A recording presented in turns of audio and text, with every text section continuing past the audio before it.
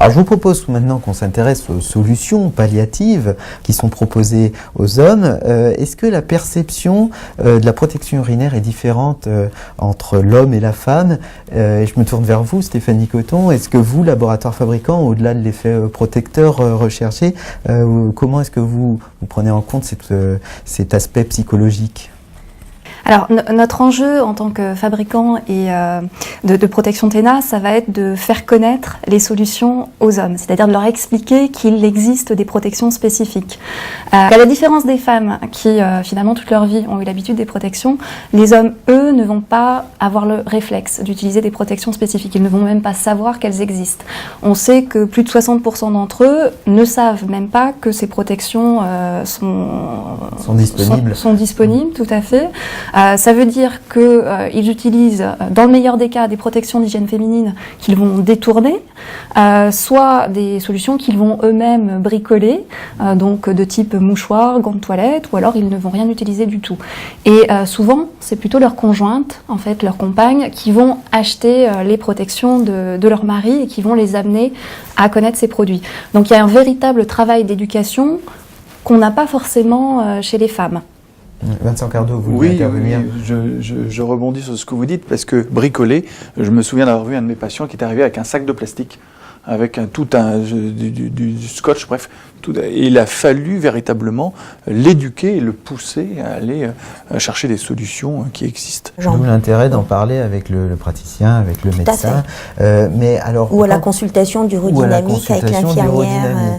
Vous faites la promotion de la consultation d'urodynamique, c'est bien. Disons qu'elle est de toute ressource, parce qu'on parle des solutions curatives, mais aussi palliatives.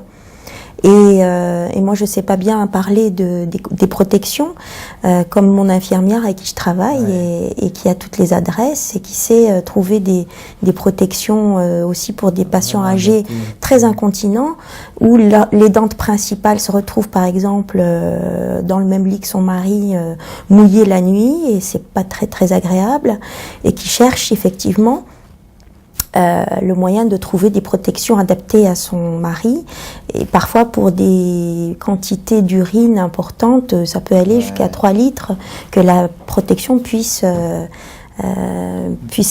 recevoir la nuit, puisque chez la personne âgée, une nicturie physiologique, on urine plus la nuit. Quelle est la réaction des hommes qui justement découvrent qu'il y a des solutions qui sont adaptées à eux, et est-ce que ça facilite le dialogue? En tout cas, est-ce que ça l'ouvre, ce dialogue, cette discussion? Alors, la manière dont on communique en général, c'est via l'officine, où en effet on va utiliser donc des supports de communication traditionnels pour faire connaître les produits, via des affiches, des posters. Et on avait utilisé récemment un visuel d'homme avec vraiment un zoom sur le caleçon et une approche très très directe. Et ce type d'approche, en effet, fonctionne avec les hommes qui se sentent interpellés, et ça va en effet faciliter le dialogue.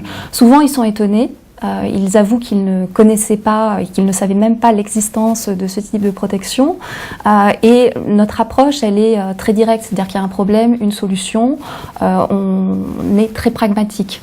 Quels sont les critères justement pour choisir une protection adaptée? Quelles sont les précautions à prendre? Et je crois que vous avez amené justement pour nous illustrer ces propos des protections, pour nous expliquer ce qui existait. Oui, tout à fait. Alors en effet, j'ai amené quelques exemples. Après, le choix d'une protection dépendra toujours de l'intensité des fuites urinaires. Donc en effet, je vais choisir, donc si je suis un homme, j'ai des protections anatomiques spécifiques qui me sont proposées, adaptées à mon anatomie. Et ensuite, le choix va se faire en fonction donc de l'intensité de mes fuites urinaires, et il existe en ce sens plusieurs absorptions. Donc dans les produits que je vous ai apportés, vous avez donc ces protections anatomiques dont j'ai parlé. Donc ici vous avez une absorption de niveau 2 qui correspondrait à une incontinence légère à modérée, et qui se place dans un boxer ou dans un slip avec des bandes adhésives. Donc dans ce cadre, on déconseille bien sûr le port d'un caleçon un peu flouton, parce que dans un caleçon, on ne va pas réellement pouvoir positionner le produit. Déjà, les bandes adhésives ne vont pas adhérer facilement, et puis après, la tenue ne sera pas la même. Et puis il existe aussi des produits donc plus absorbants dans le cadre d'incontinence urinaire plus importante, que l'on appelle nous des sous-vêtements absorbants, et qui donc dans la coupe sont adaptés à l'anatomie masculine, ressemblent, on va dire, le plus possible à un caleçon, oui, voilà.